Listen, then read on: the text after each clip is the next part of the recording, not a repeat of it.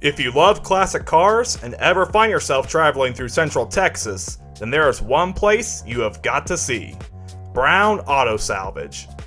Located off the side of Highway 287 in Sunset, Texas, Browne Auto Salvage is a massive junkyard that contains thousands of classic cars of every year, make, and model. Today, I'll be taking y'all on a quick tour of the yard while I search for some parts for my Thunderbird. Let's go!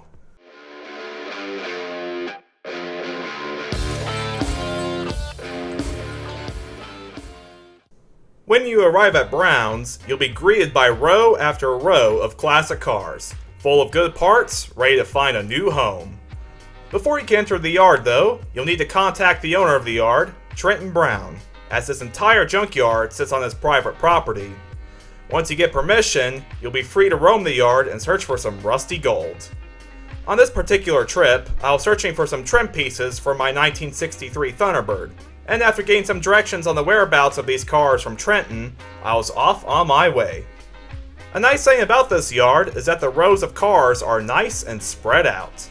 Even the cars themselves have good spacing between them, making it very easy to navigate the yard and search for what you need.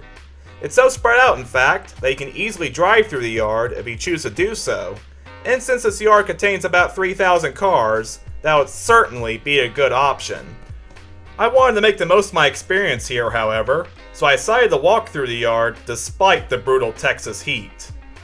When you're walking through the yard, you'll quickly notice one thing. This yard contains anything and everything, from your typical coupes and sedans of the 50s and 60s, to muscle cars of the late 60s and early 70s, luxury cars like Lincolns and Cadillacs, various pickup trucks, both big and small, and even some foreign cars from across the pond. There was even a good selection of misfits from our automotive past, including some Edsels, some Pintos, and even the biggest punchline in all of automotive history, an AMC Pacer. It didn't take much walking before I came up on my first Thunderbird, a 1964 model that, despite having some surgery done up front, was extremely straight and clean. Even though I have a 1964 Thunderbird, there were no parts on this car that I needed, so I kept moving on. After a little more walking, I spotted a second Thunderbird sitting behind a Ford Fiesta. This was a 1962 model, and again this one was very straight and complete. The stainless steel trim on top of the doors and quarter panels was in excellent shape, at least from what I could see from behind the vines, so I decided to go ahead and take them. I still needed some more trim though, so my journey continued.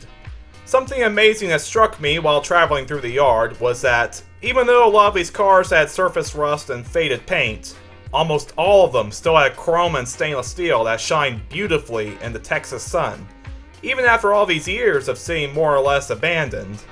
It just goes to show how well built these cars were back then and how they were made to last. After some more walking and sightseeing, I finally came upon a 1963 Thunderbird. Just what I wanted. Lucky for me, there was also a lot of good trim pieces on this car, so I will be taking a lot of parts off this car as well. There's also some good valve covers, or were I guess. I decided to take these too. Once I took some photos of the parts I wanted, I began my trek back to the entrance of the yard. I showed these pictures to Trenton, who immediately gave me a fair price for all of the parts. Once I accepted, Trenton's son went out and pulled the parts for me and brought them up to the front of the yard. Man, talk about an easy transaction. And here's all the parts. All good OEM parts that will enjoy a second life on my Thunderbird back home. While I would have loved to walk through the entire yard, it was 101 degrees and 90% humidity this particular day, which is not ideal for walking to say the least. I felt like I was getting ready to keel over just by simply walking from one end of the yard to the other, so doing that for several rows was not gonna happen. With that said though, I most definitely want to return to this yard when the weather is more tolerable and walk through the whole thing. There are certainly some treasures to be found in this yard. Whether you're looking for good original parts, or a new project, or even just want to get some awesome photos, Browne Auto Salvage is definitely a great place to check out. If you're interested in seeing what I do with these parts I got from the yard, or if you're interested in seeing my progress, while restoring my Thunderbirds, then maybe consider subscribing to my channel. I would really appreciate it. That's it for today's video. Thank you all so much for watching, and I'll see y'all next time. Bye!